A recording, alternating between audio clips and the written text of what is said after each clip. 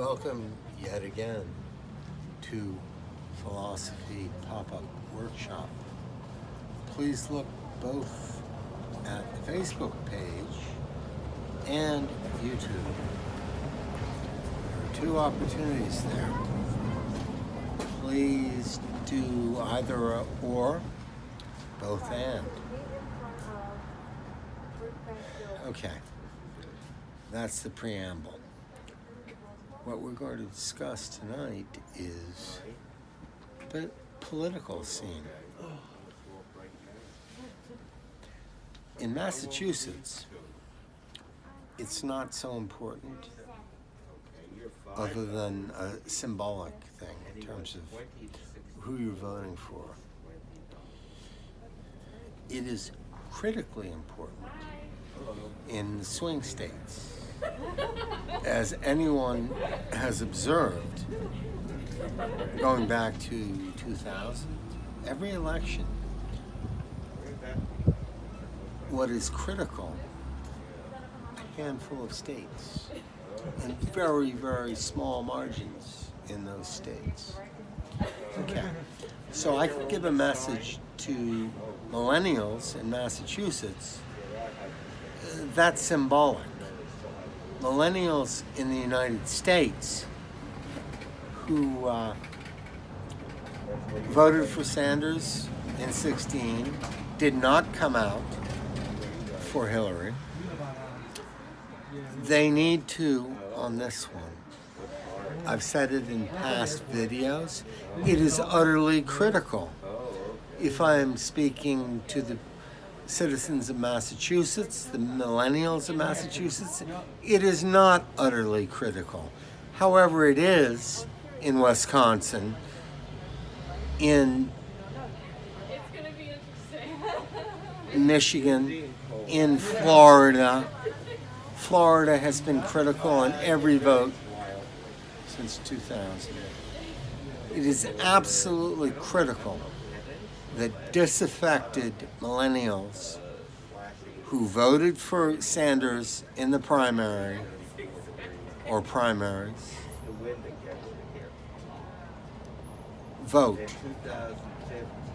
And, as I've said, including in the last video, as I've emphasized, it is critically important for everybody who can be registered to register, and everybody who is registered to actually vote. And for perspective, look at the voting numbers in the United States compared to our peer countries. Look at how we compare to the Australians and the Kiwis and the Canadians and virtually every other advanced democratic economy and society. We slap ourselves on the back if we make 50%. It's utterly pathetic and it's unacceptable.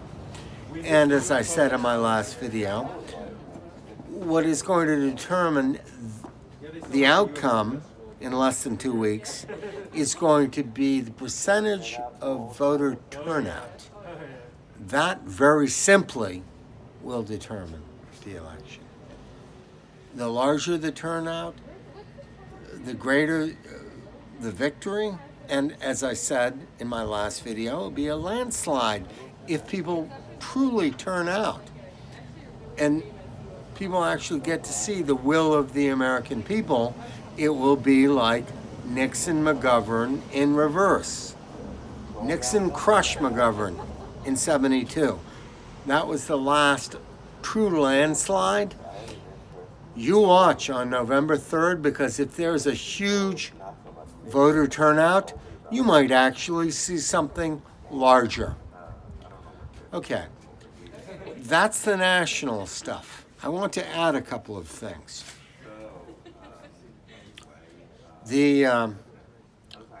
As it turns out, we have a candidate who has very long-standing ties to Nantucket. Decades and decades. coming for Thanksgiving, as a senator, as a vice president. He has great support here, a lot of social friends here. If he wins, Mr. Joe Biden, if you win,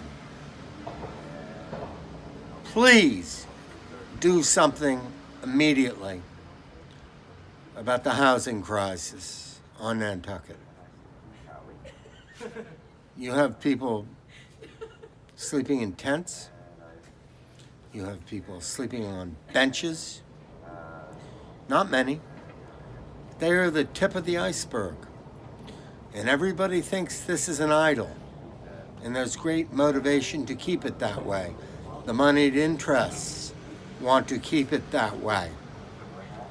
You, sir, need to do something about this immediately if you are elected. Post haste. Immediately.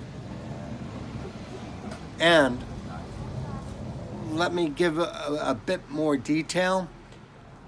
People who are on the street are the tip of the iceberg, as I said. Beneath, if you go down the pyramid, you have hundreds of people here who are living in really, how shall I put it, not very civilized conditions. Some conditions that are illegal, where there's actually illegal wiring, where it's actually dangerous. Shall we say, crudely, third world conditions? People in dormitories, while the rich benefit. Something needs to be done.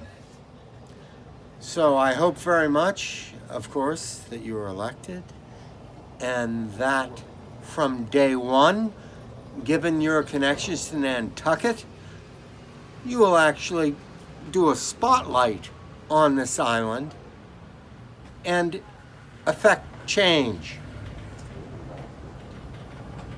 And that's it.